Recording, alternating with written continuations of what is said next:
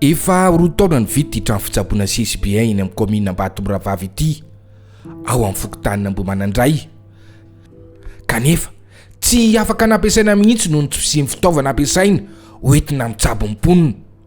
Eny, fa na tamin'ireny Covid-19 reny aza dia tsy nisokatra mihitsy ity trano fitsaboana ity.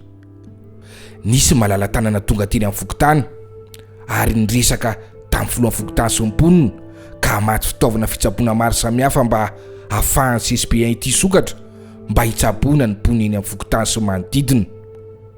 Arak'izany dia nisy ny fanantonana ny governoran'ny faritra Itasy, ny ben'ny tanàna, ministeran'ny fahasalamana mba ahafahana mirosa amin'ny fanampiana tahaka izao. Ny médecin colonel Rakoto Mamonjy Simon Patrick izay filoha mitantana ny ONG Mamonjy sy ireo mpiara-miasa aminy moa no tonga tena toerana nanolotra ireo fitaovan'ireo. Androany zany dia tonga teto amin'ity toerana ity fokotany Ambohimanandray ny ONG Mamonjy izay tarihako. Ny fahatongavany eto androany zany tena mpitsabo no fahatsapana n'le fahasairana ny vahoaka amin'ny ara-pahasalamana. Dia misy an'ity trano ity eto dia afaliana ao anay zany ONG Mamonjy no nanolotra fitaovana mba ho opérationnel ty trano fitsaboana ty ho hisitraka an'izay ny vahoaka rehetra ety manodidina ety.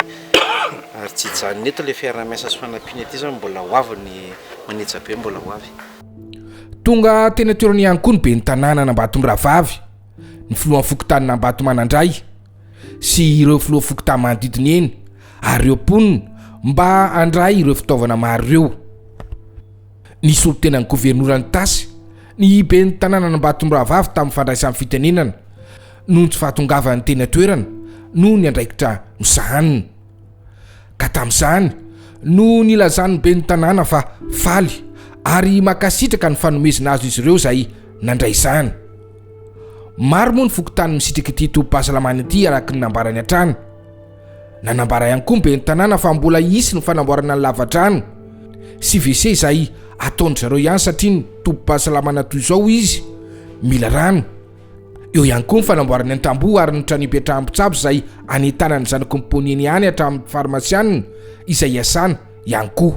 Fankasitrahana ny ONG Mamonjy no zava-dehibe indrindra eto androany satria nanolotra nyreto fitaovana fitsaboana ho an'ity fokotany Ambohimanandray ity zareo satria ty trano fitsaboana ity dia efa vita hoy tany amin'ny 2017 na 18 akory aza.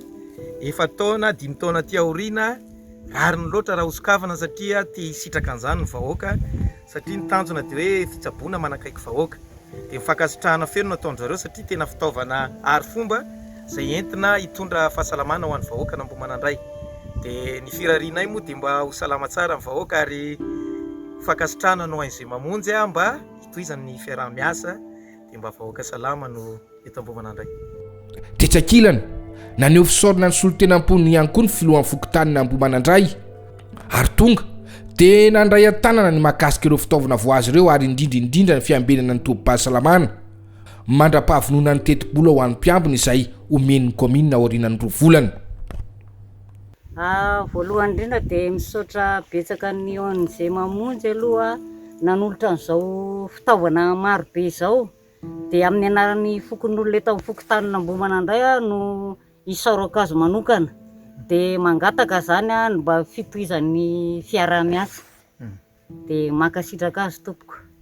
Misy ihany koa moa ireo sekoly izay mila fanamboarana eny toerana ka efa misy ihany koa ny resaka natao mba hanamboarana azy. Fanomezana tsy misy takalina hoy Dr Rakoto Mamonjy Simon Patrick izy ity fa ny fitiavan-tanindrazana sy ny fitsaboana ny malagasy rehetra no zava-dehibe aminy. Marina fa fanampiana ara-pitaovana ny sekoly sy ny tobim-pahasalamana no tena sahan'ny ONG Mamonjy. Eo koa ny fitaizana ireo zazakambody sy ny sahirana.